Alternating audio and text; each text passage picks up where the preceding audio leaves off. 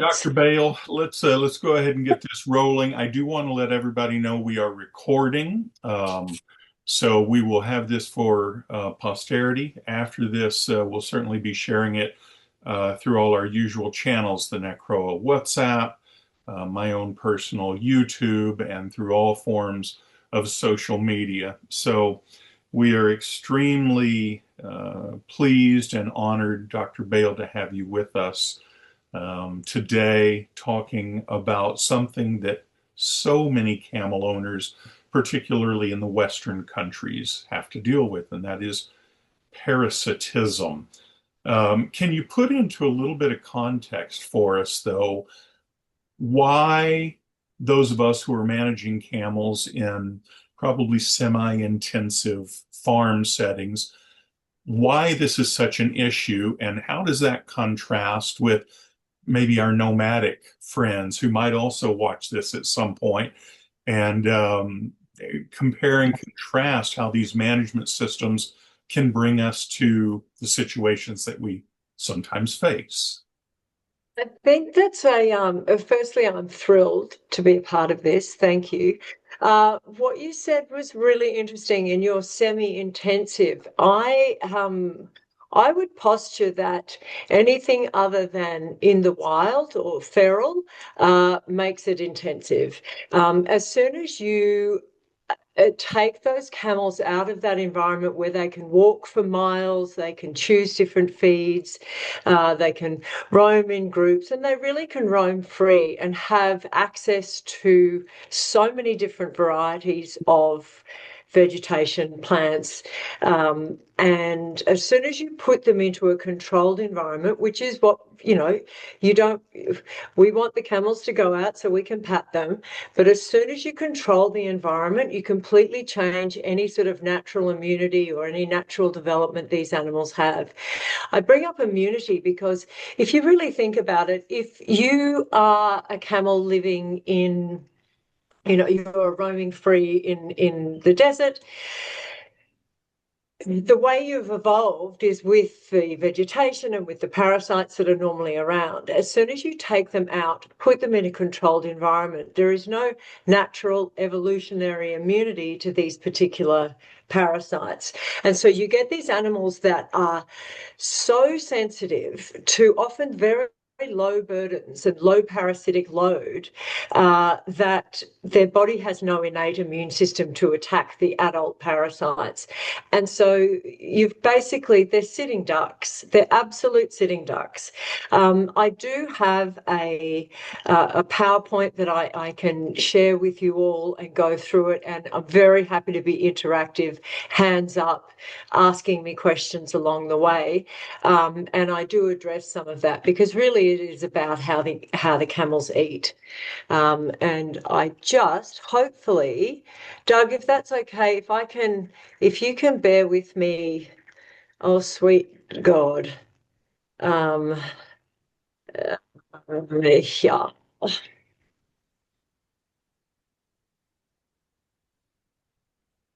I'm hoping I'm doing this okay. I don't think I am. If anyone can give me some tips on how to share my PowerPoint and how to share my screen. I do have the meeting set where multiple participants can share. So, Dr. Oh, Bell, I would great. say look at the very bottom of your screen. Hopefully, you're seeing it the way I am, and that'll be an arrow in a green box that says Share. share. Yep. And then if I go into here, share, there we go. So taking it back up here. Yeah, looks like it's working. Oh, fantastic, everybody. I have had to take my top off. I'm sorry, this is not paid content. I was just so hot. Um, so please don't put that on any internet recording.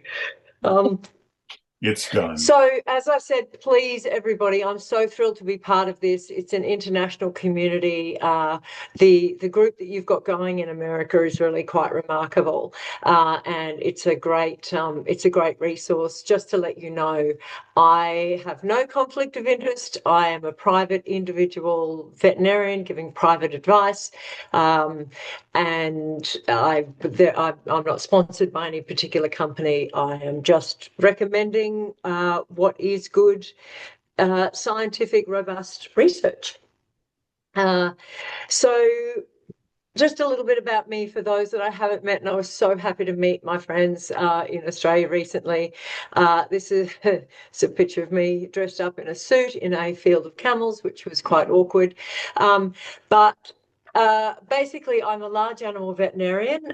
My special interest area was in what's called production animals. I was a dairy cattle vet for many years. I've been a practicing veterinarian for 33 years now. And in the last 10 or 15 years, I've got into camel medicine solely. So all I do now is camelids, mainly camels with some specialist alpaca work as well. So a lot of what we do in Australia, I don't have the access. I don't work full time in the Middle East. We've got a lot of feral camels in Australia, but we've also got a lot of dairy camels. So the cool part about my job is a lot of problem solving and really practical applications of how we are going to be able to manage camels when we've taken them out of that environment.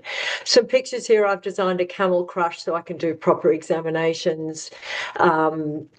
So some camel surgery here I did on a fractured leg, obviously in an equine clinic, and I'll just minimize this. And of course, this is me working over in Dubai with my mate Abdullah. And I just couldn't believe that I was working in an air-conditioned shed, and the ground was soft, and I had so many staff. That was a true miracle. If someone in Big Pharma would like to conflict my interest, I am open. So my main issue, the really main thing I wanted to talk about today is give basic step points that you can really remember, some visual cues. So my big issue is here. I've tried to make a 3-step plan. Parasitism is one of the biggest killers of camels in Australia when we take them out of our environment. And I would say it's probably one of the biggest in the world because most things come back to parasitism.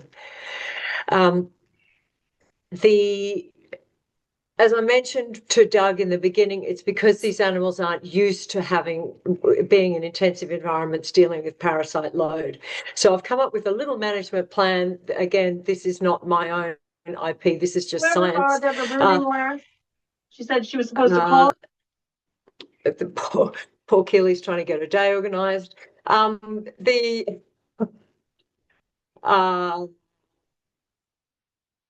Basically, it's about 3 pillars: testing, treating, and retesting. And everybody misses the retesting part. And without the retesting part, you are asking for problems. And we'll get into that a whole lot later. But I really wanted to keep it simple: testing, treating, retesting. And then my next one here is about farm future-proofing. I've got 5 pillars on here, and we will work through each one of those. Genetic selection is really hard when you've got pet camels because the word cull, your camel that might be particularly susceptible to worms, is never a popular option. Nobody likes to hear the word cull when it comes to, a camel called Jason or something. You've got to be quite realistic. Nutrition, keeping them on a high plane of nutrition, quarantine drench for anything coming in. Any new animal introduced to your property has to have a certain quarantine. Again, I'm touching on all these later. And then, of course, record keeping. I think you'll all love my little record keeping section. And then a farm calendar. Future-proofing your farm, because remember, these animals should be roaming hundreds of kilometres a day, and we've put them in our back paddock. Now, no criticism, but we've got to be realistic. So this is actually a credit to Valerie, this photo. This is how camels should be in their natural environment. This was in Australia from an aerial view. As you can see, they love roaming head to tail in that caravan formation. You've got their perfect environment there. It's arid, it's got browse, there's lots of different grass species in here. I mean, to us, it looks like absolutely nothing grows, but these are, here's probably a better example. Have a look at these. These are feral camels taken pictures in the wild. These animals have had absolutely no intensive management at all. These were wild capture, wild caught. So this is how they should be thriving. Look how fat these things are. And not just the hump size, the general, I can say fat when it comes to animals, that's fine. You can see how beautifully well muscled they are. And this is because they are in the right environment. You get problems when when the animal is not suited for the environment. And what we try and do is try and suit the environment for the animal. It doesn't work. It just doesn't work. So we've got to come up with solutions to manage around it. But these are what's called our Australian feral camels. Little interesting point, different from a wild camel. The true wild camel is the wild camel in Mongolia. That is an important difference for those guys over there. And I think that should be noted and respected. We have feral camels in Australia. Feral really just means unmanaged. But what we're trying to do is manage them. And as soon as you manage them, you take them out of their natural environment and force them to be in high stocking rates, high stock densities, and you've got to provide the food and the water source and the management plan. Mind you, these managed camels are doing incredibly well. This is in outback Australia. Actually, there's varying degrees of outback Australia. I'm not going to lie. There's outback, which is where the group recently went to for Uluru. This is just considered the bush. This isn't as outback. This is still a 13-hour drive from my house. But anyway, dirt on the ground, absolutely nothing, but that doesn't matter because camels would prefer to browse and not particularly eat pasture. Okay. I love this picture. This is a picture of Summerland for anyone that follows Summerland on Facebook. This is our largest camel dairy. Recently, with reports that we are able to sell into the US market. I say we, I'm not an owner. I just am passionate because they're my patients. Picturesque photo, beautiful. Camels look fat and healthy, but they're just grazing grass. Now, if you were a sheep or a cattle farmer, you'd be loving this. But camels need to eat browse. Okay, so they are physiologically designed. Their rumen, their stomach, their digestive system is designed to eat browse. Now, when I say designed, I mean on a cellular level, on a microbiome level. So what is browse? Browse is shrubs, trees, leaves, sticks, branches. Yes, they will eat grass. Over time, some animals prefer to eat grass just because it's easier for them to eat physically, manually. But what they prefer and what they do well on is browse. So this is a picture of feral camels, no management, completely feral, taken in the bush in Australia.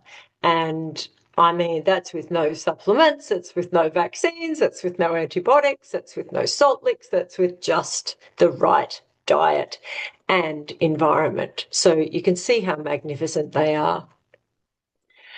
Okay, so what are we going to do? We know they need to eat browse, but gee, we like having our pet camels. Whether you are a commercial operator using it for dairies, there are some dairies in America, I know. Full credit to anyone who tries to get an industry going with these beautiful animals. just because you want to do it in an area where they're not suited just means you've got to be a bit more responsible. So I'm not going to criticize anyone for trying. The main thing is pasture management. A lot of what people think when they talk about cattle ranching, cattle ranchers, any ranchers, camels or cows, a lot of people think that they're growing cattle or they're growing beef or they're growing camels. What you're actually doing is growing grass. You are grass farmers, you are pasture farmers, you are managing pastures. The pastures, the food that you provide these animals in the right amounts and the right types of food will give you your animal outcome, whether that be meat, milk, healthy camels for riding, kick-ass pets, whatever. But you really have to, you are a pasture manager. And I think over time, there's a lot of romanticism about cattlemen and ranchers and how they, you're dealing with the animals. You really are pasture farmers. Although we've all watched Landman and Yellowstone, and nobody really seems to focus on the grasslands part. It's more about Rip and Billy Bob Thornton. So these are, thank you for laughing at my jokes as well. And dealing with my horrific Australian flat-voweled accent. You are hilarious, Dr. Bale. Oh, sorry? I mean, you're giving the information. Everything you're saying, I'm like nodding, like, yes, yes, yes. But I'm also laughing. I'm hoping that I've had my thing on mute the whole time. But sorry. I'm only hilarious because what I have to do for money is if you don't develop, we know what you do for money. You take your shirt off, right? I take my shirt off. I'm sorry, it was so hot. It's and okay. I'm of a certain age. Okay, so really remember that. Again, you don't have to remember these. It's access to browse. It's your stocking rate. It's your feed variety, which is a really big one. Paddock rotation, feeding off the ground in a quarantine paddock. Again, I'll address these. Please chime in, pop your hand up. Happy to help. Way better I work way better in an interactive environment, so don't let me get on a tangent. As Doug touched on in the beginning, why on earth are parasites such an issue? It's because these camels aren't adapted for where we're having them, okay? They're adapted for arid, they're adapted for being nomadic. They can walk up to, hundreds of kilometres a day, and that actually makes them healthier. The less exercise you give camels, honestly, the less natural exercise of randomly just roaming head to tail in a caravan. If you take that away, you actually end up with some production issues. So we found that in one of our dairies. We've actually incorporated a 90-minute walk after milking with the mother and calf camel in that 90-minute walk, so they can get the mental stimulation and going back to their innate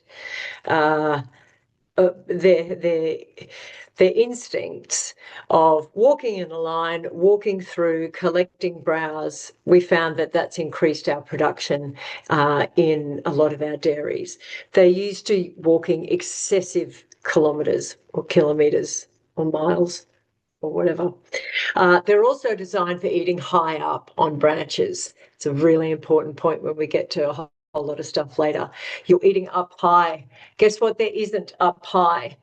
The poo from everybody else on the ground. So that adaptation of eating browse and choosing higher shrubs, higher trees, higher leaves is a natural. That's their innate ability to combat parasites. Where we house them is in pens. They're grazing grass, they're eating carbohydrates, people give them pellets, there's no variety in feed, and there's no innate parasite resistance because they didn't evolve. In saying that, I can't criticise, we just have to manage. I did have a consultation once, probably my first interaction years ago with a North American camel owner, and I was talking to him about a parasite problem, and then he said, well, when we take them out of the barn from winter, and I'm like, what? And he goes, yeah, they're inside. And I'm like all winter?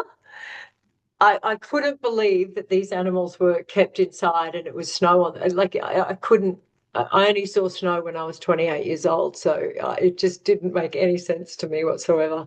So again, you've got to adapt, and I adapted a worming protocol with his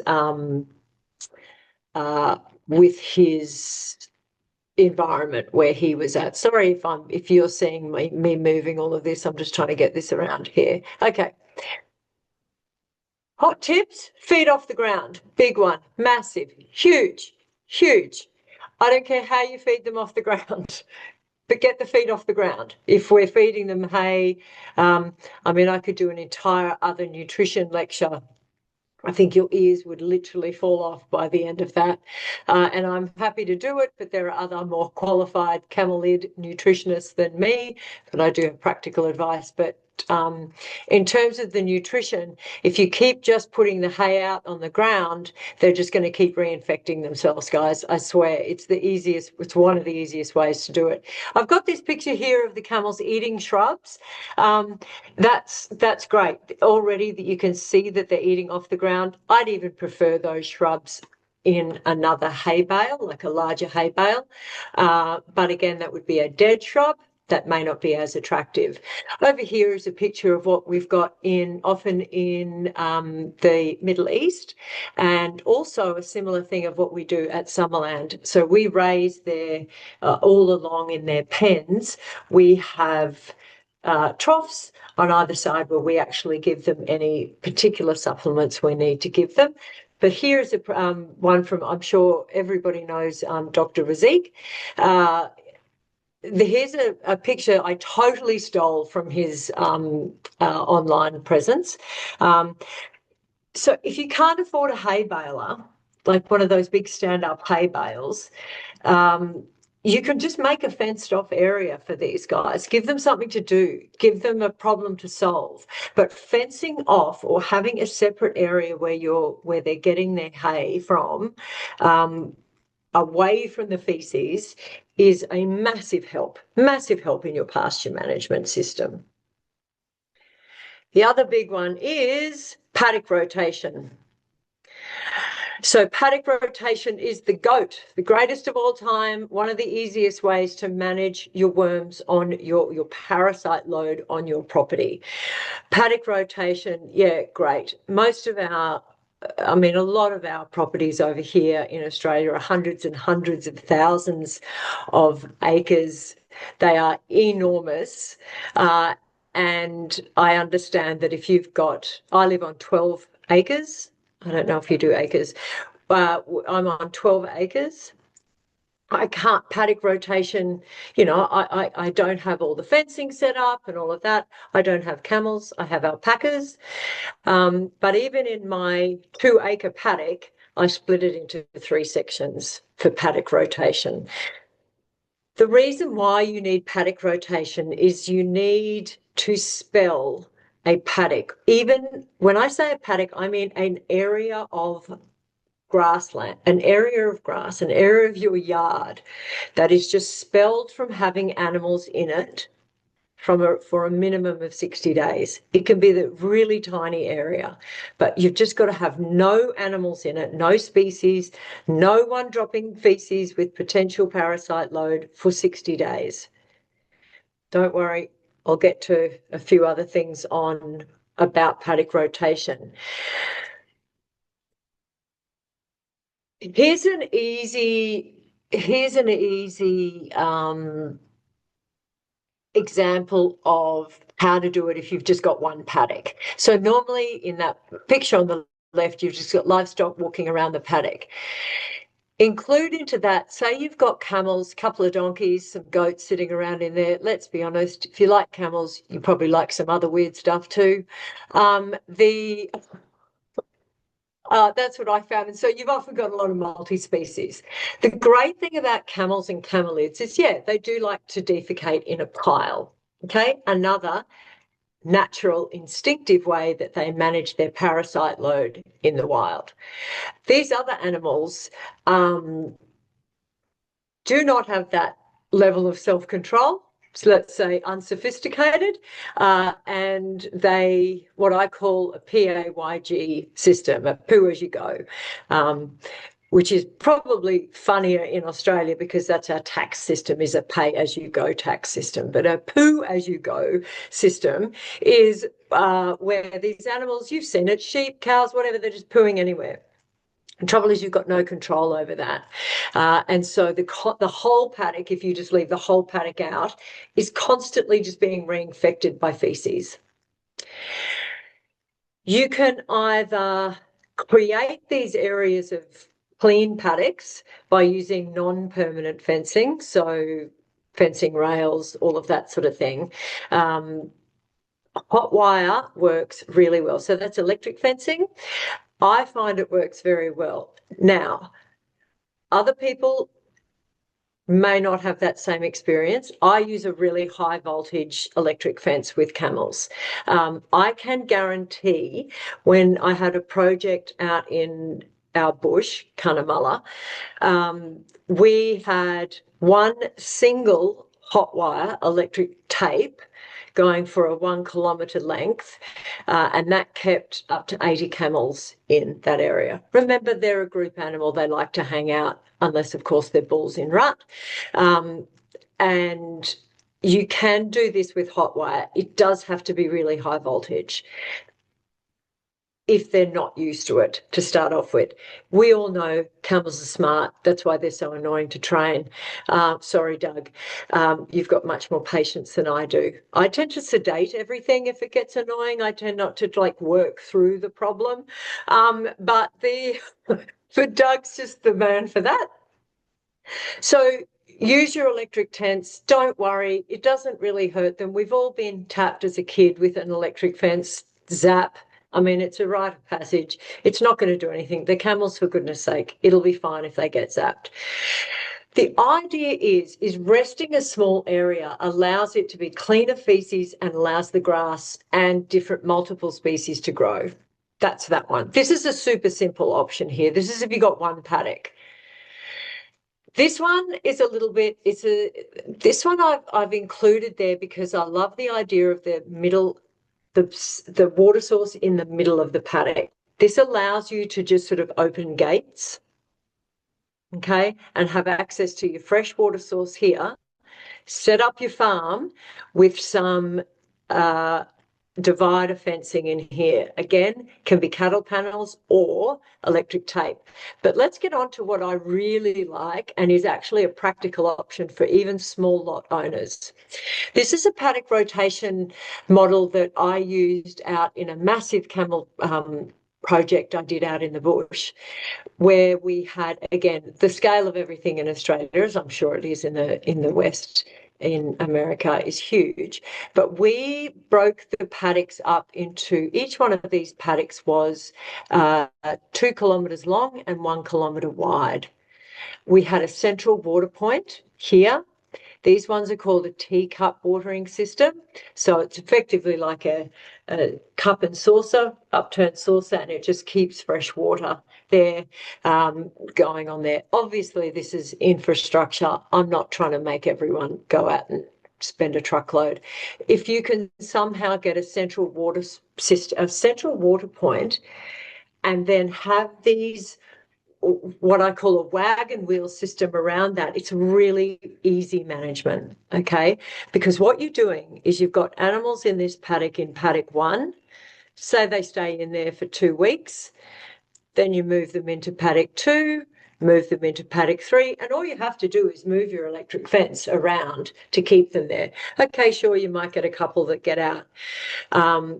But just by, and you might think, oh, but I can't have that many animals in that small amount of, in that tiny paddock. No, you can't for a long period of time. That's why it's called paddock rotation. So they're in there for a small amount of time, a couple of weeks, depending on how quickly they go through your feed, and then you move them. This helps on 2 levels. Parasite management, because if they're in paddock 3, ain't nobody shedding eggs in all these other paddocks. Nobody's pooing in any of these other paddocks. And so the eat out paddock 3, not going to lie, by the end of 2 weeks, paddock 3 looks pretty horrific. But then you're moving them into a paddock 4 which has also got now what's called a rising plane of nutrition of the grass growth. So now you have it. When you put animals in an intensive paddock, every time one tiny little piece of grass wants to put its head up, it'll get chewed off. Okay, and so you're never getting the full benefit of the composition of the grass. Okay, so quick growing grass is actually full of water and not full of a whole lot of nutrients. Old dry grass is too much fiber, not enough nutrients. So what you want is a really good, healthy, robust plant length, and you're going to get that if you spell those paddocks. I've got on here allowing a paddock to rest for 60 days. I'm a practical veterinarian. I don't do as much on-farm work anymore, but I know the setups, right? I know the type of setups that we go to. I know some of them are not ideal, and you do what you can with what you have, right? So I know that you're not going to be able to get like a textbook setup, but even just thinking about these things differently, even just thinking, that lady said to just have one paddock that's spare, even a tiny, I'm not talking acres, I'm talking a small area, like a laneway, fine. Just think about that. Here's a picture of what we can do. Here's a picture of someone's paddock. I tried to explain what I was doing. I took a picture. This is what you're doing, guys. If you've even got a bit of land like this, these can be done, these green sort of sections here. This is a small area, okay? It does involve more work. Excellent. But apparently technology is making us have so much more free time. So we should have so much more free time to go out and do all this farm work. But really get familiar with some electric tape or cattle panels. Cannot emphasize enough the importance of just thinking about paddock rotation, just thinking about, I've got to have a paddock that's clear. I'm putting this in here because repetition is key. Camel parasite management, testing, treating, retesting. Okay, so how are we testing? We're testing with what I believe are fecal egg counts. Now, fecal egg counts is a quantitative test. So fecal egg counts will give you an amount of worm eggs per gram in that sample. As opposed to a qualitative test, which is just saying, yes, it has worms, no, it hasn't. So a fecal egg count is counting the amount of worm eggs in the feces. A fecal egg count, we all talk about it. Yes, I'll say it's the gold standard, but it is a snapshot. It is a picture of the amount of worm eggs in that animal's poo that day. That day. That's it. That day. It's a measure of how many parasite eggs are in 1 gram of feces. And that is why multiple testing is so important, because if you're just taking a picture on one day of the parasite load in that feces, it does not give you it's only one data point. That's a better way of saying it's one data point. Fecal egg count testing is the best way to manage parasite load on your farm. Ignorance is not bliss. Ignorance is death when it comes to camel worms. A lot of people say, well, I drench my camel. Like, how long will the drench last? Drenches don't last. Does a drench protect my camel for the next few months? No. What a drench does is it kills the adult worms only. It only kills adult worms. Sidebar, some of the drenches have what's called larval stage. They will kill the different stages of larva. So, technically it's not correct, but if I was, I'm talking to a general population here, drenches are only killing the adult worms. Don't be afraid of chemicals, okay? Organic drenching equals dead camels. And I don't even feel bad saying that controversial statement. It's just not going to work. And remember the science behind it. So a lot of these drenches, they're not like the olden days. When I'm talking 1950s drenches here that were organophosphates that would just basically kill or affect any mammal. The drenches these days are targeted for parasites. Okay, so targeted for systems we don't have because we're mammals. So the drench only kills the adult worms. It's not making your camel sick. Okay. But that is why a drench doesn't last. It only kills the adult worms that day. As soon as it kills those adult worms and they're out of the animal, if the animal goes back into a contaminated paddock, it will pick up worm eggs or worm larvae that day. So the day you drench them, the day you put them in the paddock, it'll pick up worms again. Okay, so do you see how you need those pillars? You need testing, but you need that paddock management, because you can drench as much as you like, but if you're drenching an animal and sticking it back into a dirty paddock, you're really making that animal work really hard physiologically. Oh my God. This is why constant paddock management and constant fecal egg counts are essential. It's all about knowledge. And if you don't have the knowledge, you're running blind. So what samples to get? And I encourage you with your veterinarians, whenever they come out to your property, just have a quick reminder. And we all know how much love vets being told what to do by the clients, whatever.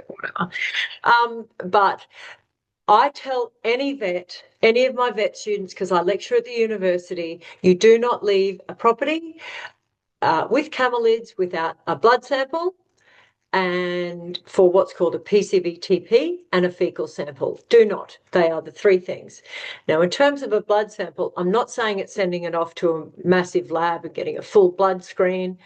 I'm saying a blood sample that tests for two things.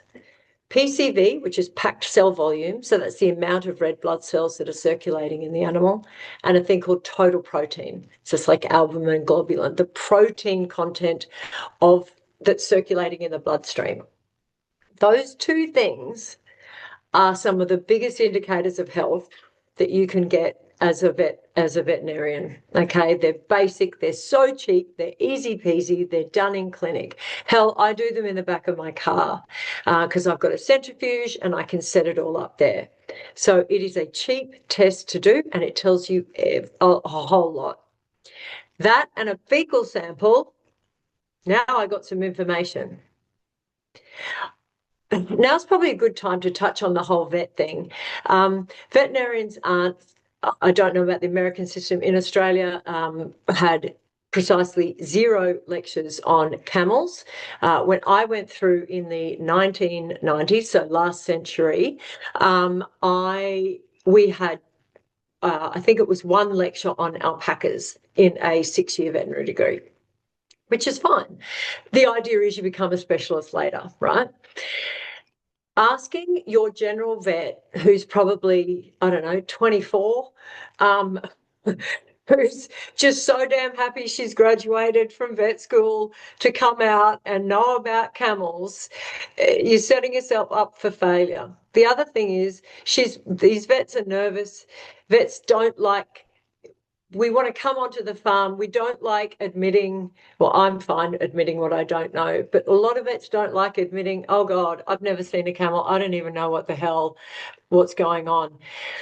And so they start on the back foot. Okay, so everybody starts like this. And when someone's scared, they get angry and then they say things like, oh, freaking camels, I hate camels. They're never coming to work with camels. Like friends of mine still do it. And it's just because they don't know. The best way to get a vet that cares is to have a good relationship with the vet when the animals are healthy, okay? If the only time you interact with the vet is on a Sunday night at 8 o'clock, hell, I'll be shitty. And you ring me with the camel that the first time I've seen it, it's been sick for 3 weeks and now it can't get up. I often say, I'm not our Lord and Savior. I can't make miracles miracles happen. If the only time you ring the vet is when shit's going down, then you're not getting the best out of your vet. Okay, so regular visits, regular poo samples, regular visits, regular catch-ups. The other thing vets don't like is that when we go out there, we can't get near the damn things. And so as a vet owner, and this is why I love your association, because you are so focused on animal handling.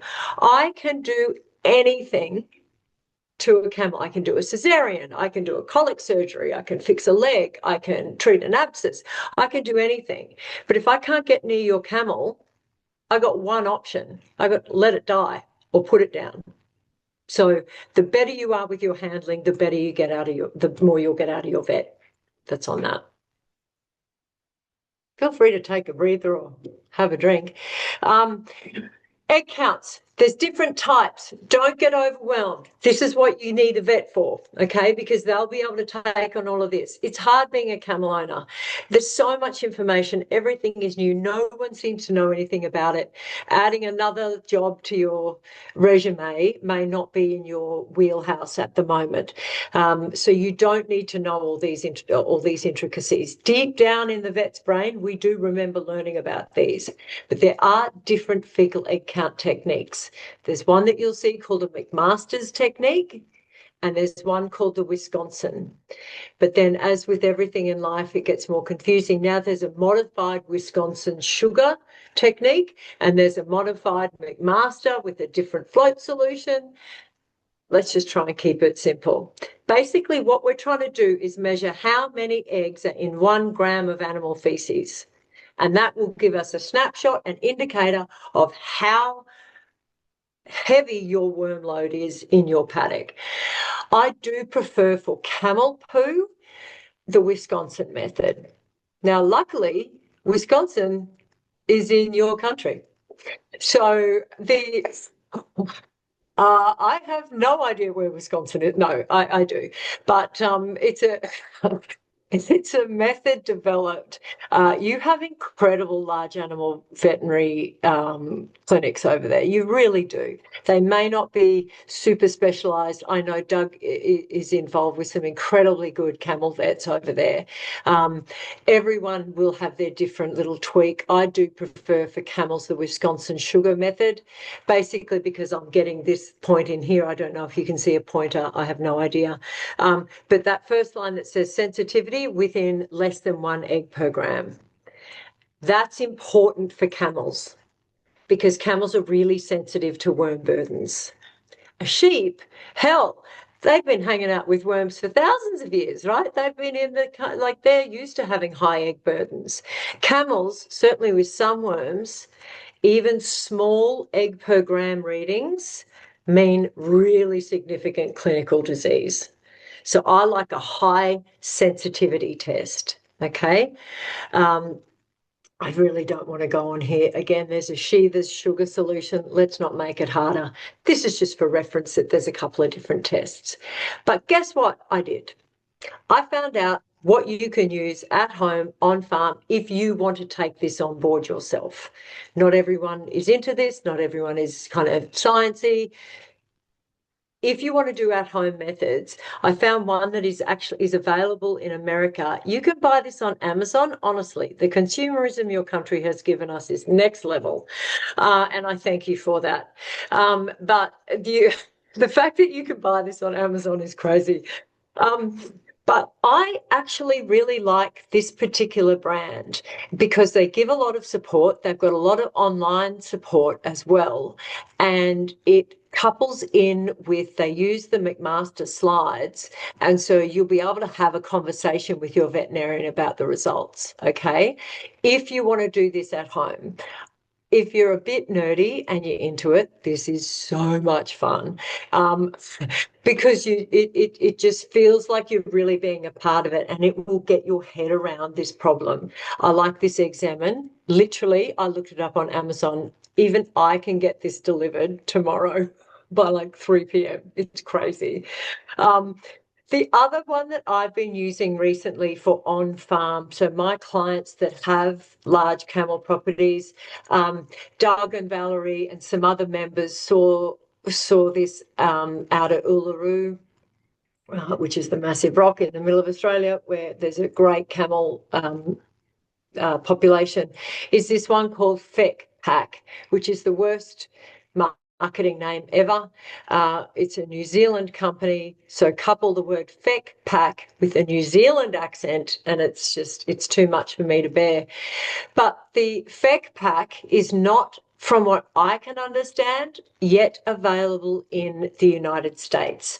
I've got the links down here, not that they're active on this PowerPoint, but if you can find a Feck Pack distributor, that's a really good option. So the Feck Pack does have some practical component. You've got to take the poo, you get a bit of mushing up, you get to use some pipettes. It's pretty cool.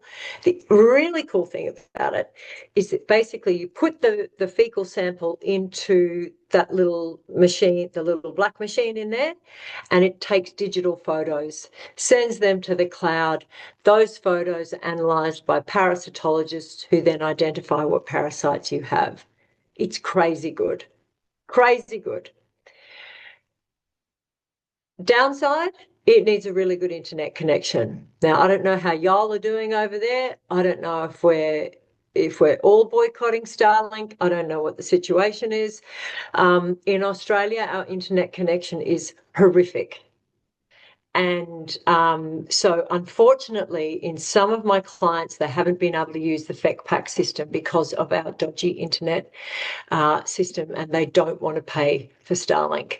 For you guys, start with the Examine. Have a look at it, look online, see what you think. I think it's brilliant. Okay? I really think it's brilliant. This is one of this is just one of the things on their website, okay? Obviously, it's not specific for camels. They've got a lot of pictures of goats, but they do have a camelid section. So that's really where we're going to do. The thing that I like about it is it's re-emphasizing what I'm saying. Testing, dosing or tracking, and repeat testing. Don't guess, test, okay?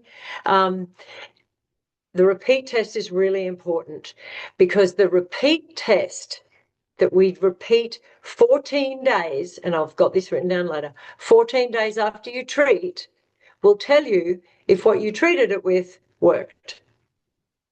You think about that. We get the camel in, we give it a dose of whatever, and then we're like, we put that camel back into a contaminated paddock and we have no idea whether that wormer actually worked. We can tick the box in our diary that said, yep, I wormed the camels. Did it work? Dunno. Were the worms resistant? Dunno. The only way you can tell is if you retest in 2 weeks, and then you can tell. If you get 0 eggs per gram on that retest, you crushed it. You nailed it. And then by testing and retesting, you use less worming product because you're not guessing if the animal has a worm burden. All of that is on the website. It's a really good website.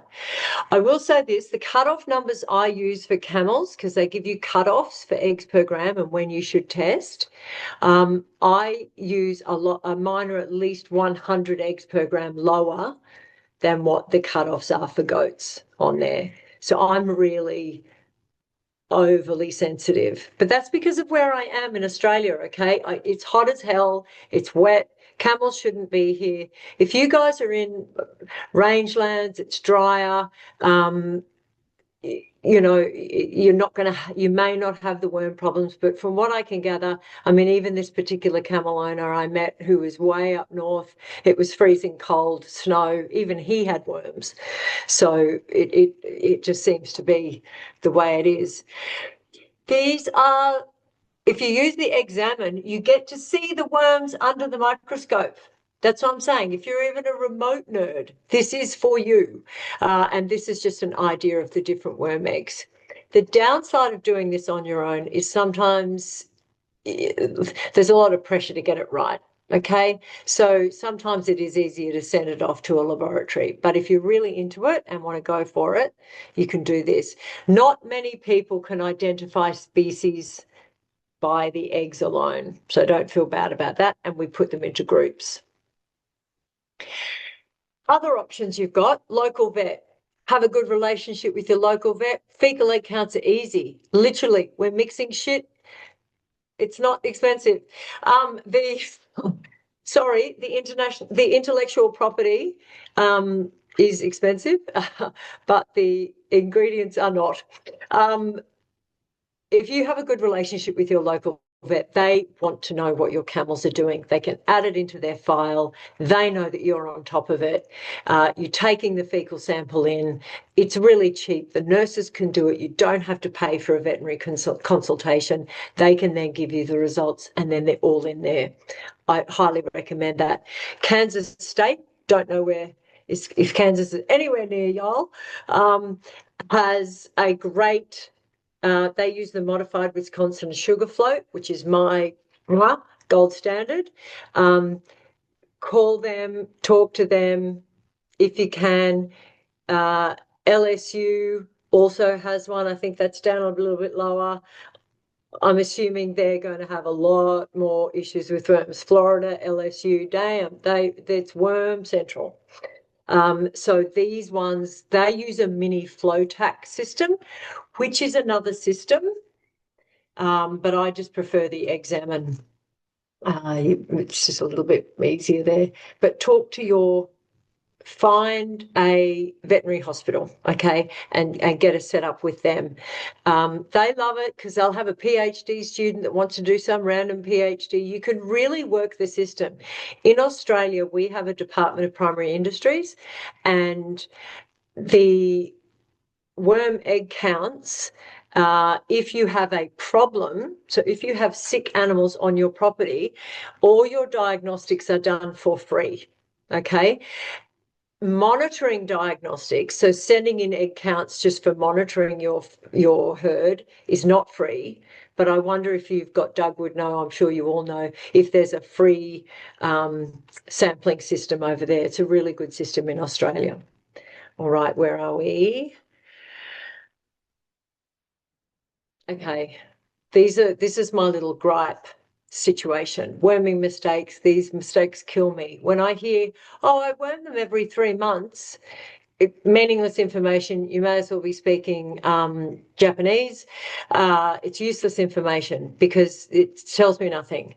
What did you worm them with? What dose did you use? Did you weigh the animal? Did you put them back into a paddock? Where did they come from? What's your normal schedule?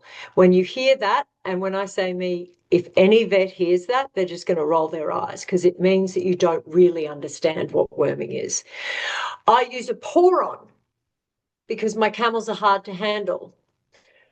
I'm glad you're so loaded that you can just pour money down the back of your camel thinking that that's going to worm it.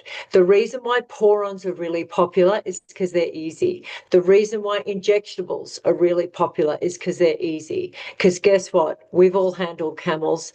They're not great. Try being a vet and having to insert arms inside them. They don't like me.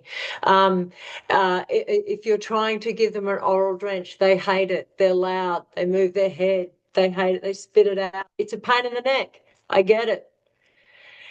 But using a pour-on or an injectable is not going to make your life easier. It's going to make your worms resistant because they don't get the right dose rate. Reason for pour-ons don't work. Camels, hey, they shed their fur or hair. And the other thing is, and this is really cool, is per square centimetre, which I know is not, you guys are inches, but per square centimetre, camels have, I think, a quarter, I'm not going to say the numbers because I know this is recorded, per square centimetres, camels have less sebaceous glands than cattle, goats, sheep. These pour-ons work often by binding to the oil glands in the skin. If you don't have as many oil glands in the skin, the pour-on is not for you. So don't worry about it. It's easy, makes you feel good because you think you've wormed your camel, but you haven't. So it's just diluting the dose. And it's pointless. And then I use whatever they sold me at the produce store. Again, be careful where you're getting your information, people. I don't want to say stuff like fake news, but if a delightful little 15-year-old called Sandy, who's working at the local produce store, just got a free hat from the drug company for this particular worming product, I'm glad, but you need better advice, okay? The other thing is, look at what's in it, the ingredients. Is it a single ingredient drench? Is it a quad drench? Is it a multiple drench? What are the concentrations? Don't just talk about names of products. Look at what's in it. You've got to get a bit clever.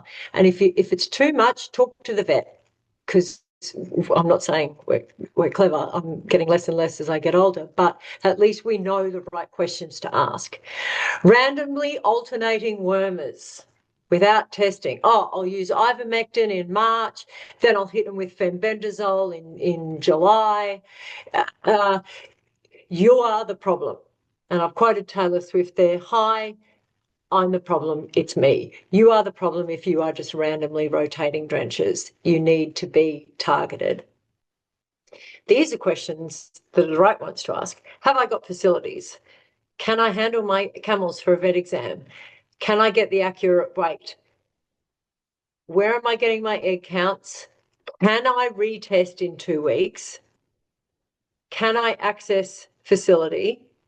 And have I chosen the correct worming products on that one? Back to the pillars. Reminder, testing, treating, retesting. Treating, dose rates. Let's talk. I'm talking oral drenching only. I'm sorry, I hate to say it, oral drenching is the only effective way to treat camelids properly for internal intestinal parasites. Injectables, actually really good for some of the mange and mites and all of that sort of thing. It'll kill some of your worms internally, but it'll create more resistance than it will kill the worm. So oral drenching. So how do we tell how much they weigh? So this is a cool one. This is an old picture of how they were weighing a camel back in the Middle East. And this is a picture of me with one of the camels that was feral. This is an 890 kilo female camel that was roaming in our managed herd. And I have, admittedly, this is a custom camel crush that I designed with a weight base. Makes it very easy, but you need to find out how much they weigh. But guess what? Thanks to this dude, Dr. Gele, he has a very easy way to measure his camels. How cool is this? So basically you're measuring shoulder height, chest girth and hump girth, popping it in. Old mate's made an algorithm. Boom, there we go. How good's that? You'll be surprised at how bad people are at guesstimating the weight of their camel. And by not getting the right weight, you're not going to give them the right dose. You're not going to kill all the worms. You're just going to make them a little bit sick, and then you're going to get resistance. So that's a really nice little chart there. Again, I have credited him. I wish I could contact him. This is not my algorithm. Okay, so full credit to this lovely veterinarian. Okay, oral drenching. This is me, Summerland.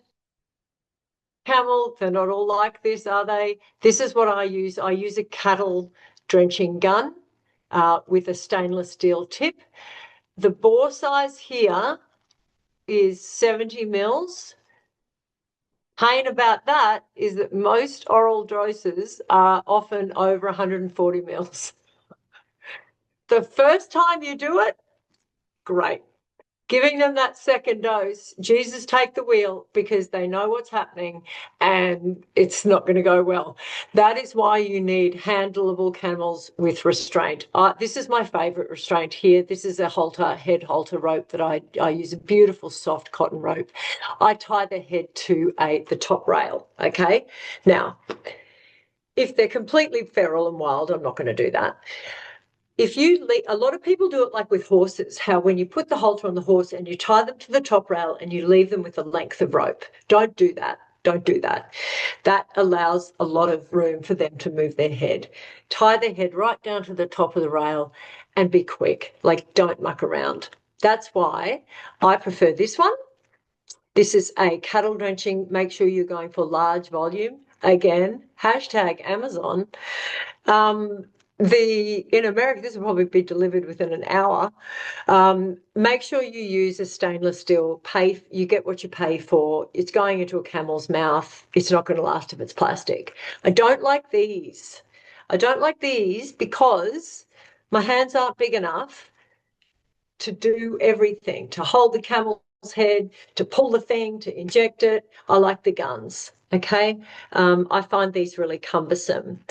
For me, though, again, I'm lucky. I'll often just pop a massive big stomach tube down them and get it if I'm worried. So this, if I've got a particularly sick camel that I absolutely need to get a huge dose of wormer into her, I use a stomach tube.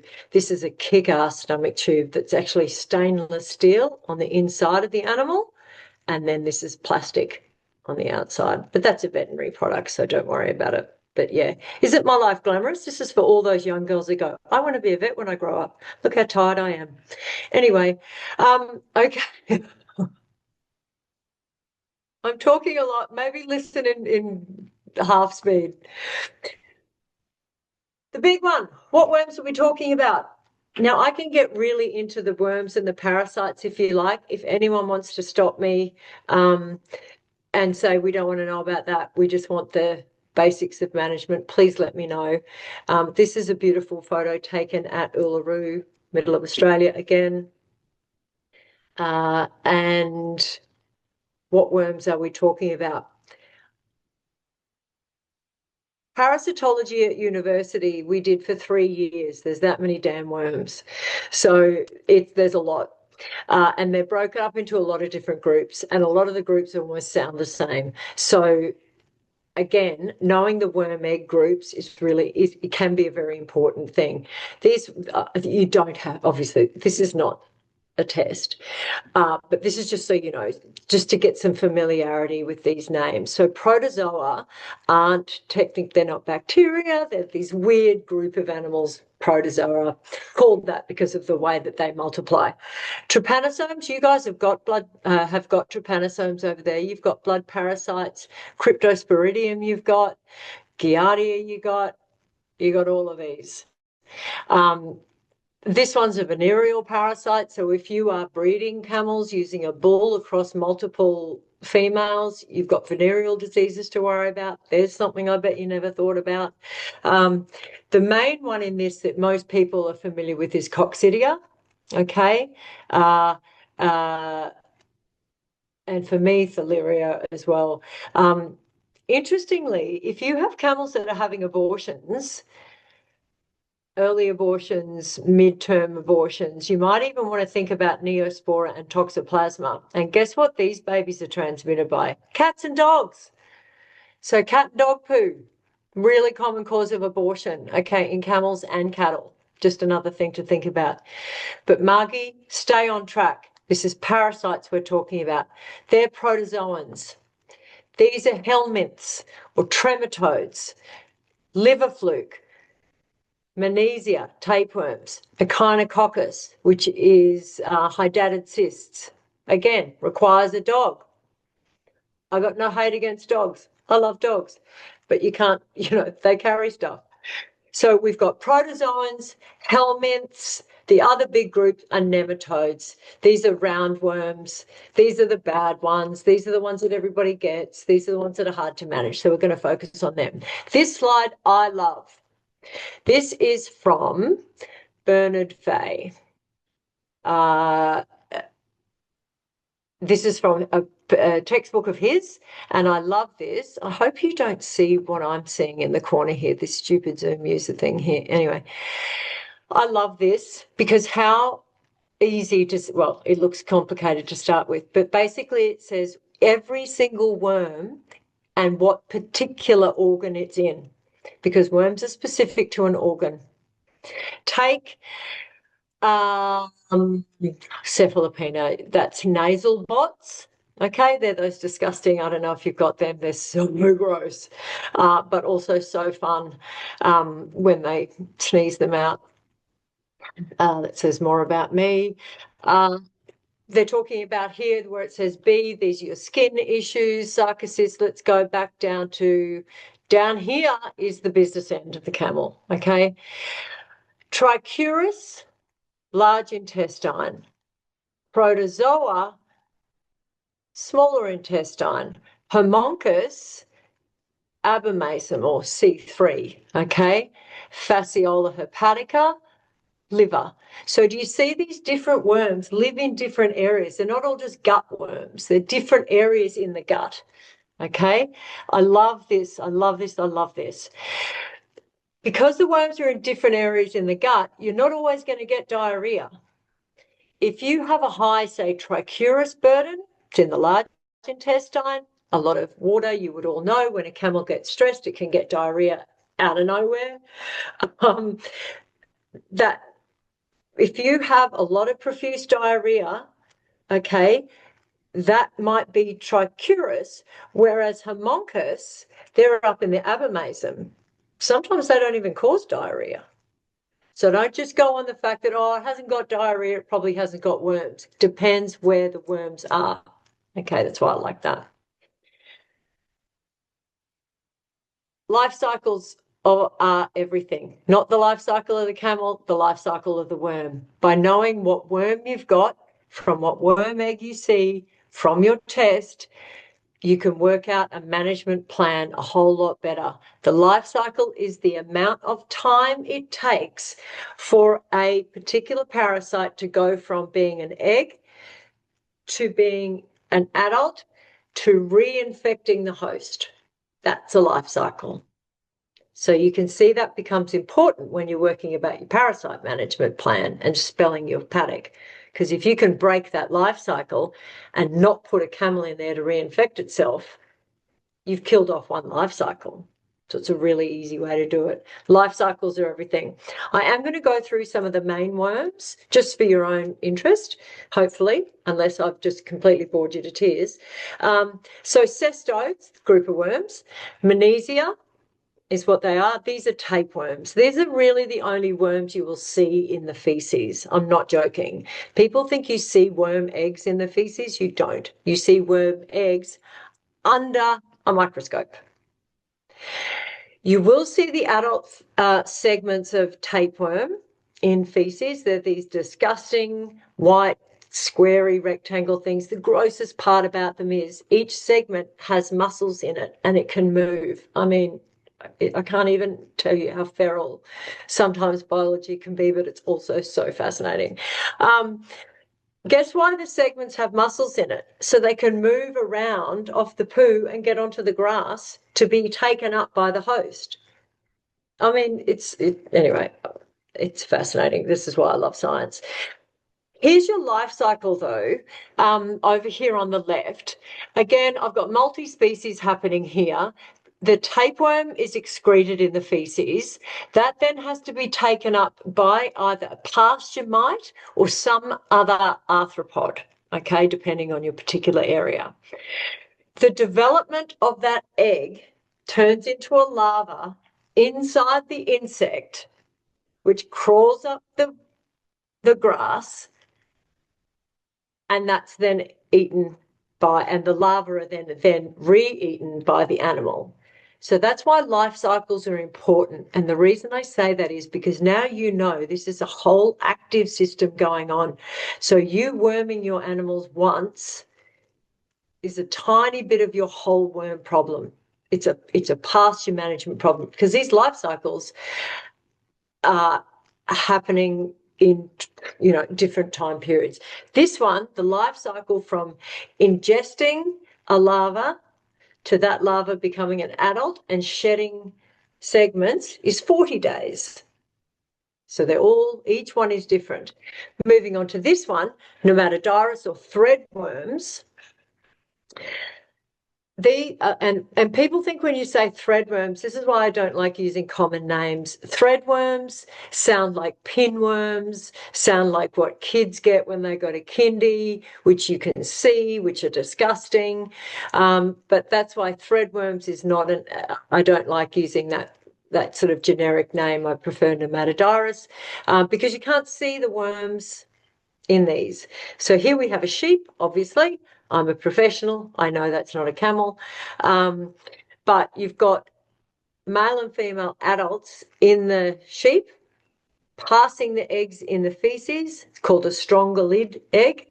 That's what you're going to see on in the picture I've got of the eggs. That's what you're going to see under your microscope. Those eggs are passed out in the feces, sitting on the grass. The larvae develop within the egg because the egg's got a nice thick casing, and then the larvae come out of the egg onto the grass, and that's what the animal eats. This is the life cycle. You can never see these particular eggs in the feces. Threadworms are tricky though because they cause less anemia, they cause more protein loss, and they give a really watery diarrhea. So again, each worm will present differently. And these eggs can survive in the pasture for, drumroll, 1 to 2 years. What a pain in the butt. I think that will be less if you've got frozen ground, okay? But the casing on these eggs is really quite remarkable. So again, that's why constant testing is really important because the eggs are always going to be there. Trichuris, again, I don't like using the word whipworm, but it's something that everybody knows. These are the coolest ones to find under the microscope because they've got these really funky little top and bottom, okay? So these are Trichuris whipworm eggs. For my practice, where I am in Australia, these are the biggest killer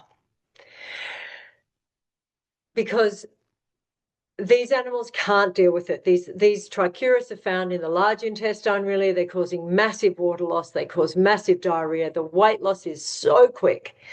And even less than 10 eggs per gram for me, in my experience where I am in Australia, anything less than 10 eggs per gram is significant. If you say that for any other species of worm or animal, they're going to laugh at you. But honestly, I have had animals die with an egg per gram count of 2 for trichuris. They just cause so much damage, and they're the most common cause of death for camels in a zoo situation, in a high intensity situation, in a stable situation. Trichuris are kind of the everybody talks about the other big ticket worms, but trichuris are the really bad ones, honestly. Again, I've got your life cycle there. You don't need to remember that. Just remember that the eggs come out in the feces, the larva grows in the egg, and that's what crawls up to the top of the grass. Liver fluke. Do you guys have liver fluke over there? Depending on how wet it is, I think down in Florida or somewhere there's probably some. I don't have it in the particular area I am, but I've worked in areas that do. Liver fluke are super funky because they need what's called an intermediate host. So they need a snail. How weird is this? So you've got the liver fluke living in the host animal.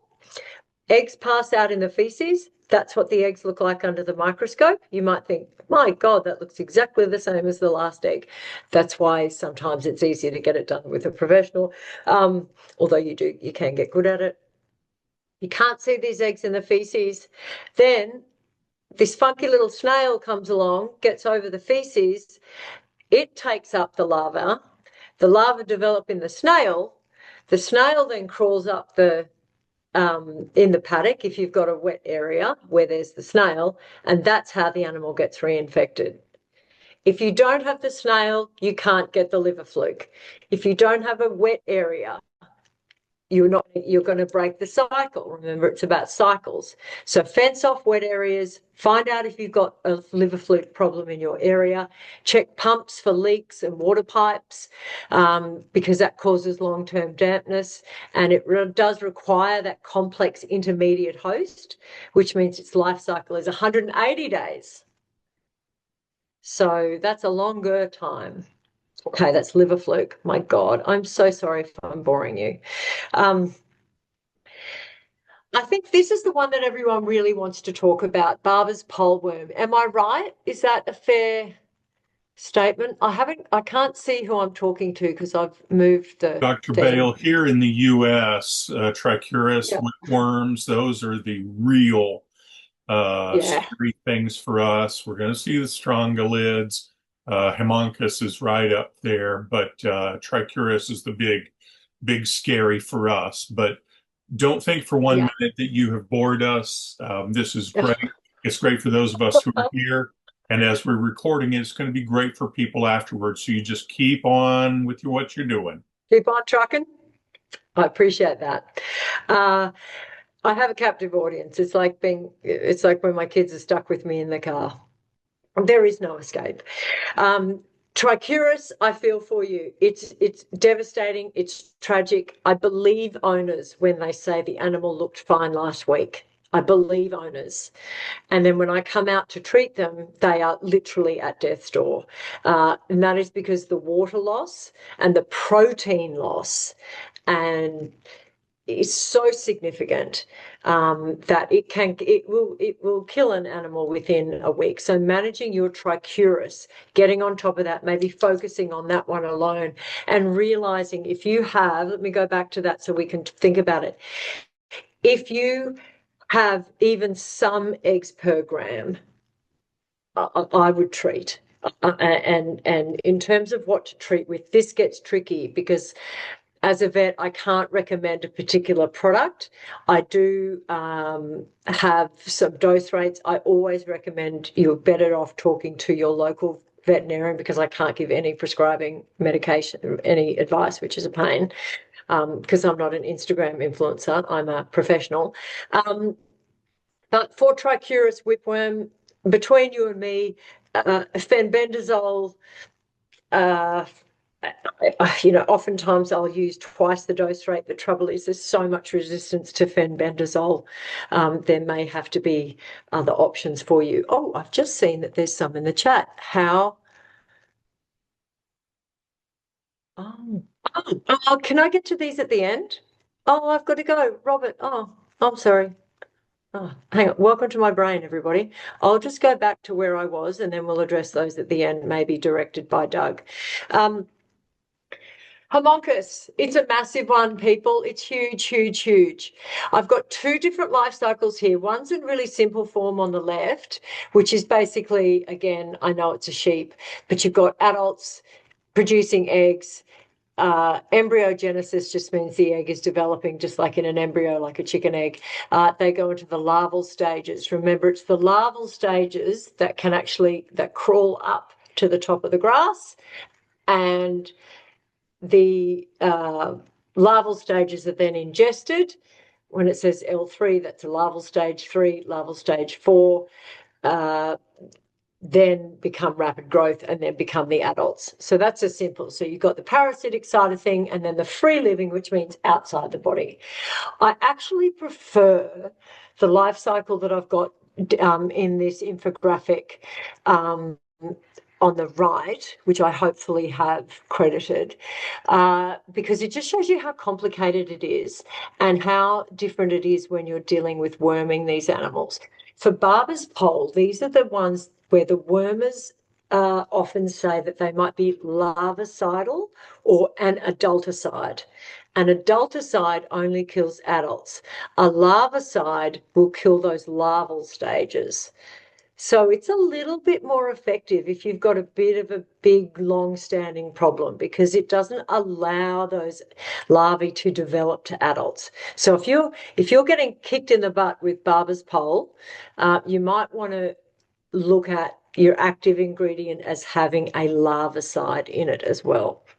The reason I like this particular one here is, again, it shows that you can only ingest the L3 stage larva is taken up by the animal, but it shows you what the larva does. So the picture within the picture of this infographic is showing what it does on each cell in the abomasum. Now, the abomasum is the third stomach. I don't like calling it an abomasum because it's not clinically correct. It should be called C3, but everyone calls it an abomasum.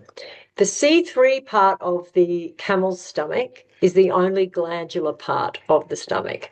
So it's where glandular digestion can occur. That is where the homunculus attach. Okay, this is where they attach. So this is not a picture of homunculus on the outside of the animal's body. This is a post-mortem picture here on the left of the inside of the C3. So the grassy stuff you can see there is ingesta, so that's the food. These homunculus are filled with blood. The one in the middle, if you zoom in on that, you can see kind of stripes. So that's a female with eggs actually striped around, and that's how they get the idea for barber's pole. And then the other colour that they get is actually the blood that they've been sucking from your animal. Over here is the reason why homunculus is a problem, because you can see the mouth parts, right? So these are little spicules, or basically barbs, that burrow in to the stomach lining of that C3 and start sucking blood. The life cycle for this one is 21 to 28 days.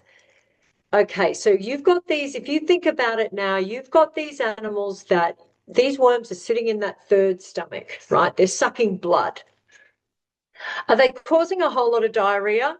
No, not really. Are they sucking a whole lot of red blood cells? Yeah. Are they taking a lot of protein out of the animal? Yeah. Is that animal going to look sick immediately? No. Why? Because camels are amazing, and camels are used to growing up in low oxygen environments, so they can handle low red blood cell levels more than most other species. Okay, so that's the problem with homunculus, is that they often don't show diarrhea, and these animals can last for a long period of time just with losing a little bit of blood every day, but you recompensate, you make more red blood cells, you can truck along okay until you can't. And that always happens, usually on a Sunday afternoon in a thunderstorm. And now we've got a major problem because everything goes wrong all at once. But I just wanted to show you how horrible these ones are, because they actually suck the blood out of your camel. This is what the eggs look like. Again, scarily similar to all the other eggs, which is why sometimes sending these eggs, your fecal egg counts away, is a better idea. But this is what you're looking at in a worm egg count situation. Okay, so what you're looking at here under the microscope are the big black round, perfectly round things are air bubbles. And you can see the other sort of grass tissue, bits of chewed up grass, cellulose material, and then you can see those worm eggs, and then you just start counting those. I'm not going to teach you how to do an egg count because it depends on which one you do, and I just wanted to get more on the general stuff. Okay, homunculus clinically, as I said, because these animals are adapted to low oxygen environments and low red blood cell environments, they can seem fine. Every adult worm is producing at least 300, some say up to 1,000 eggs per day.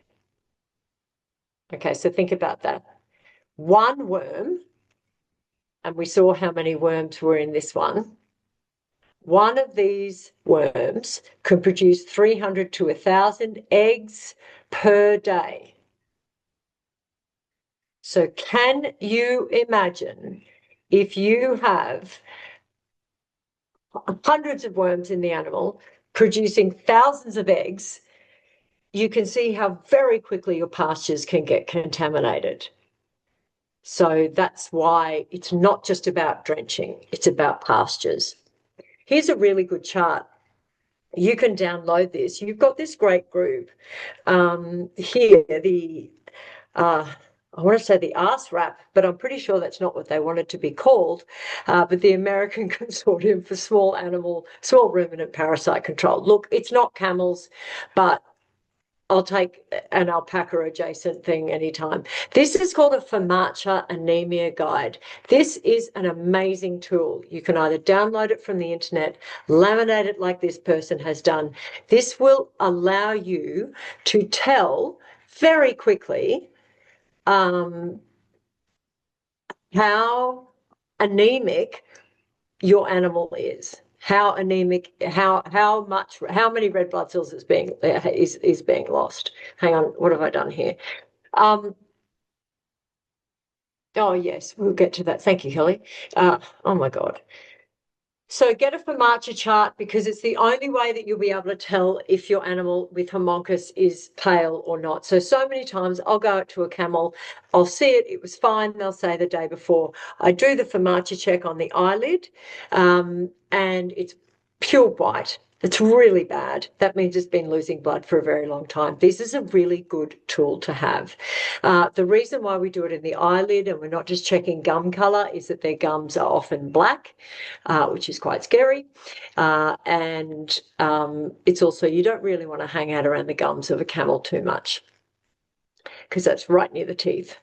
Next one, protozoa, coccidia, Eimeria. I guarantee this will be a massive problem for people as well. This is the sort of non-worm parasite called a protozoa. The life cycle for these is all within the animal. This is what you see on a fecal egg count. This looks different from all the other eggs. That's why these are a bit cool. These are called coccidia. This is a massive problem, and this is often what happens secondary to a worm burden.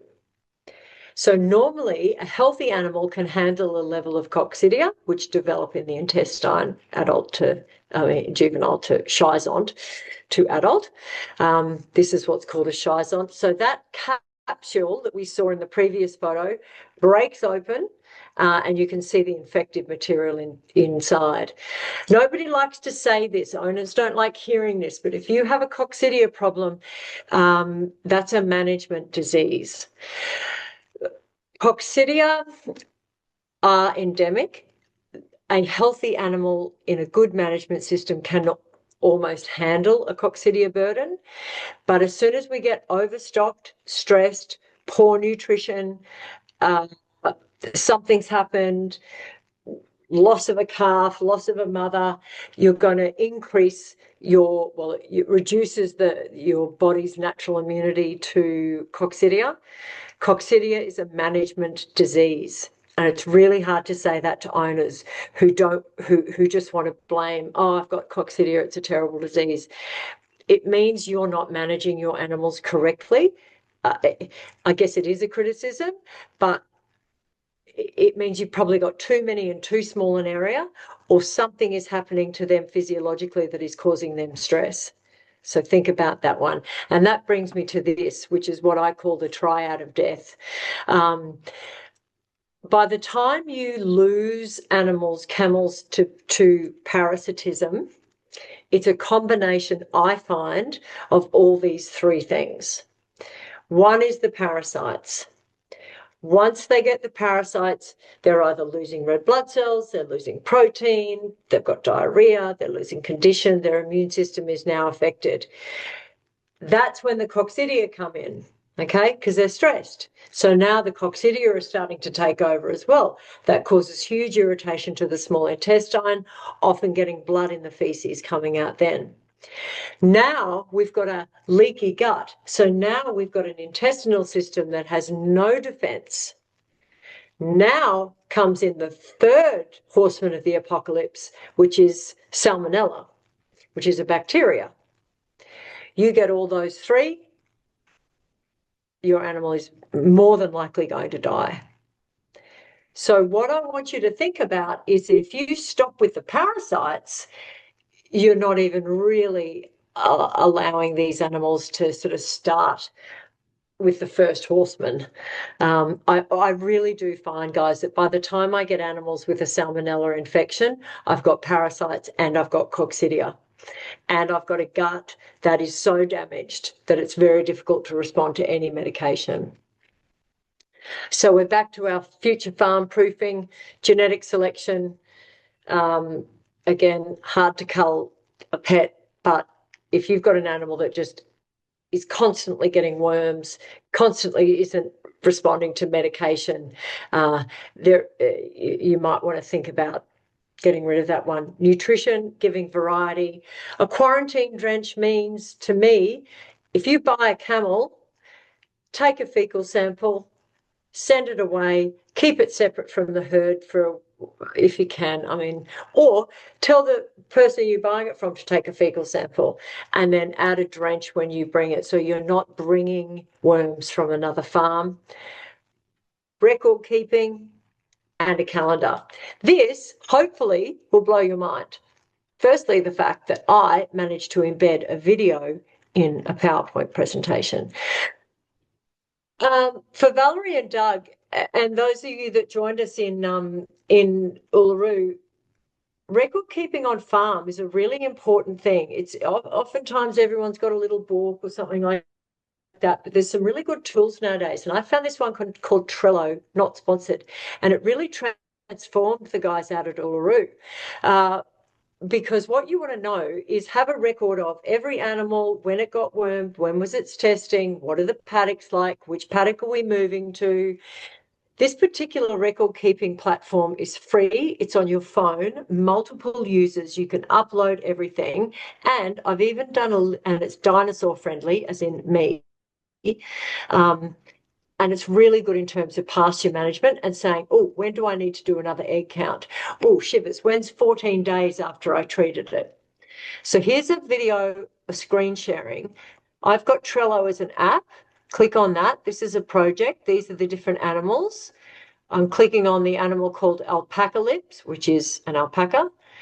It's got every single thing that I can do, every prompt, every animal intervention, antigen. This one had a skin condition, so I took a picture in the beginning. This is a skin condition after treatment. Again, responded well to treatment. Okay, then I can add on all my egg results. So I use a lab called EggScope. I can add that for every animal. And it's literally like just tapping on a button. You can add comments. Here's another animal. This one's called Fluffy. Again, all in there, all pictures. What was Fluffy's EggScope results? There you have it. So I really like Trello. I think it's great in terms of record keeping, which I think is important. I can't believe I've spoken this so much. Where I live, we don't really have seasons. It's just hot all the time. But where you are, you can use your seasons to your advantage, okay? Targeting your fecal egg counts at the beginning of every season is really important. If you've got high eggs, in spring is high egg shedding time, okay? Favorable conditions, animals are out on grass, lots of shedding. You really need to do a fecal egg counter here. In summer, your animals have been on the pasture. The worm counts are going to begin to rise within the first 3 weeks of being on that pasture, remember, because of life cycles. So now is another good time to do fecal egg count testing. In autumn, if you're doing counts in autumn and you've got low counts, that's a pretty good indicator that you're controlling your worm burdens quite well, okay, because you haven't wormed them for a while. They've been on the pasture for a fair while and you've got low egg counts, so you're doing quite well. At the beginning of winter, or maybe even at the end of the winter, if your egg counts, if you're going into winter with high egg counts, you're going to have a tough winter. If you're coming out of winter, so if you've got animals in stables, they're coming out of the stables and they've got a high burden, you've got a problem from the previous season. and also a problem in your stables. So that sort of exiting the stable egg count is really important. So again, you guys can break it up into spring, summer, autumn, winter. You can do it in your seasons, okay? Fecal egg counts. Test, treat, retest. Retesting 14 days after treatment. What that tells you is, was that treatment effective? Did it kill those adult worms? If it didn't, either your dose rate's wrong, the animal didn't get the right treatment, your medication is resistant, or your paddock is way too contaminated. So that retest is probably the biggest component there that I find interesting. Here's some scary take-home facts. I like the one in red. I think it's the most astounding, and I even transferred it into seasonally versus monthly testing. Great question. I guess it depends. I mean, America's enormous as well. If you've got really, really distinct seasons, if you're up north, I would just go seasonal testing. If your seasons are a little bit all over the place, like they're kind of all merging into one, I would recommend monthly testing. Hell, I'm a vet. I love data. I recommend testing everything all the time. But monthly testing would be my preferred. Certainly monthly testing for an entire 12-month period, so you can get the wave of how it's going and what your property looks like. But yes, if you're up north and you've got really set seasons, I think you could get away with seasonal testing.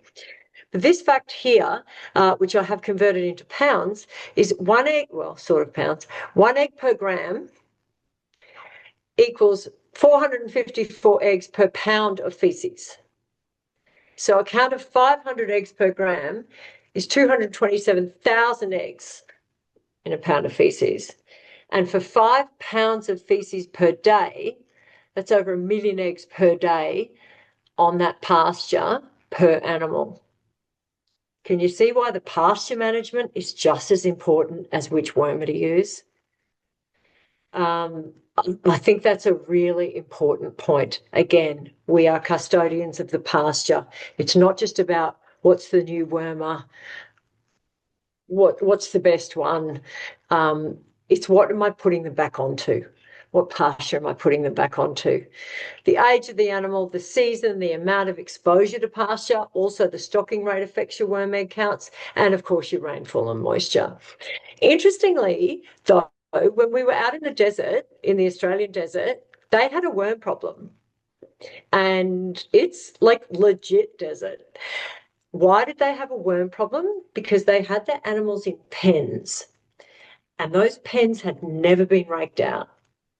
And so we had, a couple of years ago, a perfect storm of a wet, it was really wet and really unseasonably wet and unseasonably humid in winter.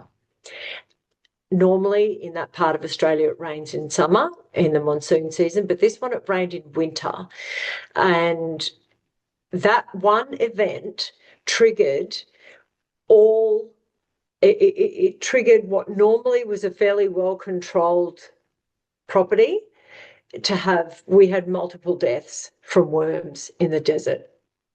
So please pick up the poo, manage your paddocks. I love getting these questions through, but for new. Oh, Christ. Is it helpful to rotate pasture with other species? No.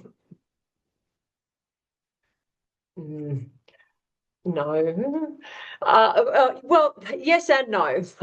Yes and no, Kelly. I don't want to make your life hard.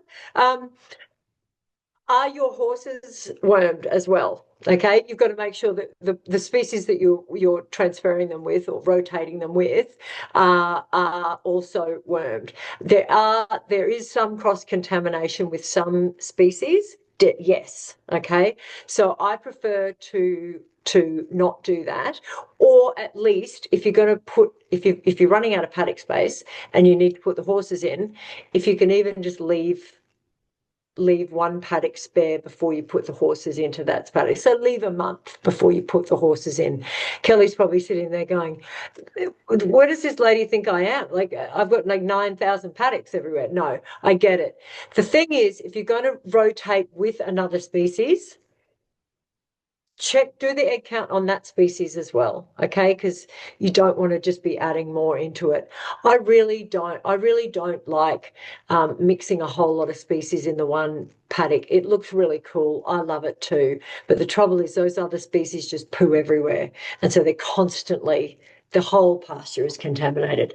Horses, a bit easier because you can pick up their feces. So if you're going to be really good, or you've got a young child and can get some child labour happening, tell them to clean up the poo. Okay. Is it okay, effective to give a camel its dose of wormer on grain? Yes, as long as they eat all the grain. And good luck, because most of the wormers taste like crap. If you got to mix it, and I don't know about you, but even if I mix it with molasses or whatever, they hate it. And most of them are really acidic, which causes an overproduction of saliva, which they're particularly good at doing anyway. I don't really care how you get it into the animals, as long as it gets in. But if you're putting it into a feed bucket and then you come back and the feed hasn't all gone there, you're asking for trouble, because you're just giving a suboptimal dose of wormer. I know it's hard. Gold standard is just inject it all, one and done, and then you know it's in their abdomen. But I also get that it's really hard, because life is hard and often people don't have the time. Now's a good time to leave on questions, because I love this one. Always photo before first aid. I can't believe someone actually took a photo of a child getting its head bitten off. Stood there and took the photo rather than helping. So what is the ideal stock rate for camels? Cracking question from Valerie. Completely depends on the type of pasture system. I can't even say 1 camel an acre. It completely depends on how many camels you've got. If you've got browse, access to browse, are they getting hay? Are they getting stressed? Are you seeing worms? Like, you can really crank them in there for a while if you have a high stocking rate, if everyone's happy. We have pens that are quite small, mainly the breeding pens, and everyone's fine because we give them access to browse. When I say access to browse, we cut trees down and tape them onto posts up high. So we get really creative. Have a look at what zoos do for giraffes in terms of their behavioural enrichment. It's really important. The stocking rate for camel, I'm not even going to throw one out there, also because it's being recorded, and then I'm scared of ending up on a YouTube video saying something totally irrational. Dr. Bale. It depends. Yeah, it does depend. We get questions in the US, and I was asking this because I get this question a lot from people who say they want to get a camel or they've just gotten a camel. And, I think in the US, we tend to have camels living in very small paddocks, not getting their 100-kilometer walking per day. So I mean, as a cattle rancher, I'm familiar with the stock rate. I just have kind of been making it up just to try to indicate to people they need to walk this many miles a day. It's not going to happen in a little dirt pen in the back of your barn, which is where a lot of people keep a camel. So I was trying to get a range so that I didn't feel completely like an imposter. No, I would feel like an imposter as well. No, or give the wrong advice. Valerie, you're absolutely right. I get it, because people don't know. Even if they do have a small area, if you've got someone coming to you wanting advice and they only have a small area, that's another reason why paddock rotation is good, because at least every couple of weeks they're moving to another small area. In terms of the stocking rate, I mean, 1.5 DSE, which we do it in sheep units. It's just really difficult for me to put a run on that. I would go with whatever you feel, being in America and probably knowing where these people are coming from. I'm never going to give you or give a set answer for that. I think the main thing is variety and moving these camels, movement, giving them variety, sticking them in one paddock all the time, even though that's all we've got, is going to be a problem. Even if you just move them, interacting with them every day. They're smart, giving them something difficult to do, give them a ball to play with, like something to keep them occupied, or just move them from one tiny strip to another tiny strip is enough to keep them kicking on and just moving them around and helping with your stocking rates. I see one here from Robert, who I know has left, but if the McMaster's test isn't as effective as the Wisconsin sugar method, what's the benefit of using the examined product? What a kick-ass question, because it means he was listening. So the McMaster's test is the McMaster slide is the particular slide where you're looking under the microscope. It uses a salt solution rather than, although you can get a sugar solution for it. The benefit of using the examined product is the Wisconsin sugar method is just, it's got more steps. You've got to be a little bit more on top of it, and it's a lot harder to get right. And most labs, do you know some labs in Australia hadn't even heard of the Wisconsin sugar method? But the McMaster slide itself is the slide. The float solution they use is salt. But Robert's brought up an incredibly good question. Yes, there are better methods for more sensitive or accurate results, but it doesn't really matter which one you use as long as it's the same one every time. So if you always use an examined McMaster, always use that. But if you're sending a sample to a lab, make sure they're using the same system. Otherwise, the numbers aren't right. It's like what we say here in Australia, what's the best sun cream? Well, the best sun cream is the one that you will apply every day. So it's just, you've got to compare the same thing. If you want the examined product, just because it's there, it will give really good results. And you will be able to, over time, get so many data points that it will be meaningful. But if you're constantly switching between two methods, you're not going to get the same results. It won't make sense. Just a quick aside here for anyone who's totally nerded out.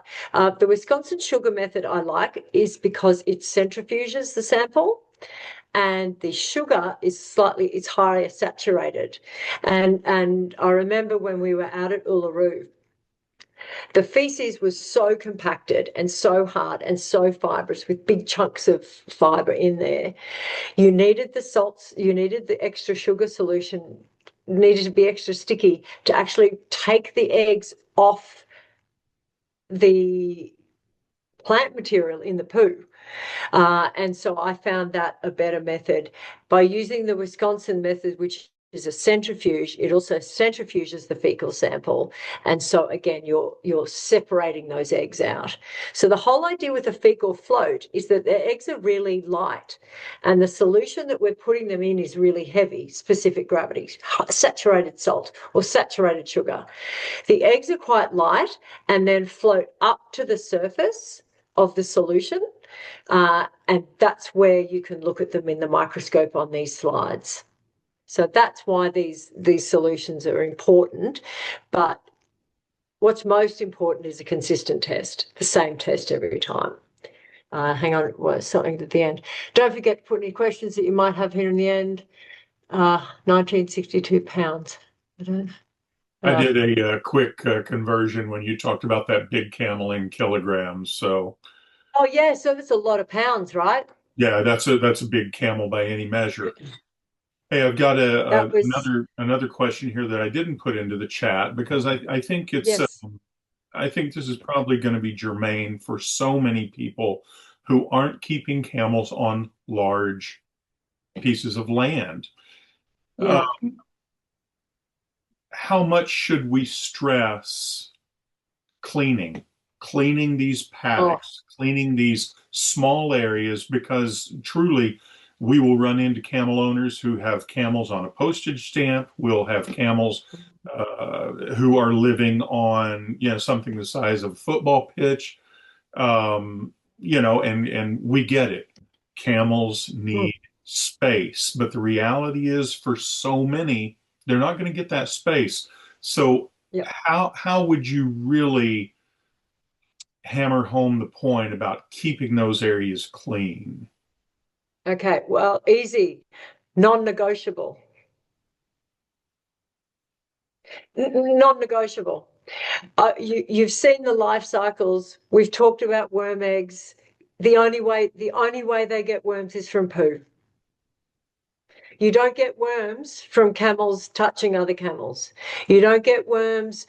They don't get infected by being next to the sheep or next to or sharing the trough. They get worms from poo. If you leave it there, it's non-negotiable, and I mean, if they're in a pen, I get it. I absolutely agree with you. Most camels, more so in America, I see they do have them in like small stalls, which is okay if you give a camel enough sort of excitement. I mean, you can keep it, but if you're not cleaning up their feces, you're basically injecting them every single day with parasites. So you're asking for it, and it's non-negotiable. There, don't make a menopausal woman have to make a harder point than that. I appreciate that. That directness is fantastic. Non-negotiable.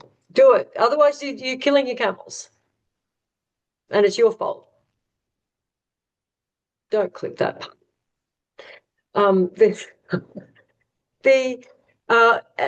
it's absolutely true. We had a time out at Summerland Camels, and we had a lot of workers coming through there, and they were in smaller stalls. And there was a time where we had access to, pre-COVID, we had access to all these backpackers, right? And to get a visa in Australia, you need to do 80 days on a property. And so we'd have all these overseas backpackers. They'd come out. What a great untrained job. Here's a shovel. You're picking up poo for 80 days. And when COVID hit, we lost all those backpackers because no one came, because Australia had a lockdown. And our worm problem went berserk. And we could correlate it back to lack of backpackers. But I mean, it went berserk. And then we ended up having to retreat for those people that have dairies over there. A lot of the oral drenches you can't use. They have a milk withhold period. It was a nightmare. Cleaning up paddocks is non-negotiable. End of the day, cleaning up the float, cleaning up where you've got them in the backyard, and not just spreading the manure somewhere else. Get it out, burn it. I was with a beautiful client from Qatar, came out to visit the camel farm recently, and he saw, because we collect the piles of poo, and he said, you need to put them out on massive trays and dry them in the sun. And he said, sell them as fire, like coal, bits of coal. And I agreed and was very generous, but I couldn't help but thinking, if I would burn that, the whole place would just smell like camel poo. Anyway, I'm obviously missing something. But collect the poo, sell it in bags for $2 a bag, whatever, just get rid of it. Because it is the thing, if you've learned nothing from this chart, it's about life cycles and how they get the worms, and they get it from poo. Oh, well said. Each slide was probably worthy of another hour of discussion. So, Dr. Bale, I get days. We cannot thank you. I get so excited talking about it. I get so excited, and it's really hard because I know everyone's got different levels and different interest levels, and just want the take homes. And I'm more than happy to do more of these. if you feel it necessary. It's hard to pitch it, but go back through the slides. I've credited most people, and yeah, just be very proud of the group that you've got there, that you can share all this information between each other. It's an absolute asset. We appreciate that. And Absolute that really asset. is the goal of the association, is, create a better place for camels and the folks who live with them and love them. And it's clear that you do, and you are passionate about camels. We appreciate you sharing your experiences, your perspectives, all of this information with us. I would like to offer this up to anybody else who's online with us at the moment. If they've got any last minute questions they want to throw out there, Kelly, Dr. Keeley, Julie, anybody out there who's online, Ms. Crenshaw.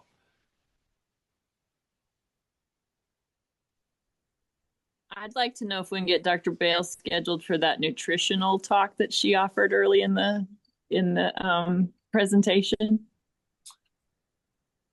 I don't know if you're ready for Put it that. out there. I mean, everyone who's met me is just going, this woman doesn't shut up. But I've just got so much information to get there. I'd be more than happy to. I am not a specialist camel nutritionist. I am a ruminant nutritionist, but the understanding of their nutrition is very important too, especially if you've got stalled or stabled animals or animals in small areas. But yeah, happy to. But yeah. I think what we appreciate is you come to us with the science, you come to us with the hard knowledge, but so often there is a break in between the being able to apply it and the science. I mean, it's two necessary things. We have to have the science, but we also have to be able to walk out in our pasture and actually do what the vets are telling us to do. But I think you have an excellent eye or communication style for bridging the two. You give us practical ideas that someone who's managing a ranch can actually use. Thank you. I think it's so important. Well, thanks, Valerie. I really appreciate it, because I see it all the time. These people, and I see the vets that get annoyed going out to these, and I just think no one should get annoyed. Everyone's trying their best, and it's our job to interpret. Okay, here's the gold standard, but there's no way we're going to be able to do that. It's our job to create the veterinary solution for you, the client, right? Mm-hmm. Otherwise, it's just a free for all. What value do we add as vets if we can't be the intermediary between? Okay, here's the science, but hang on, what am I working with here? I got a rope, I got a stick, and I got a shovel. Right.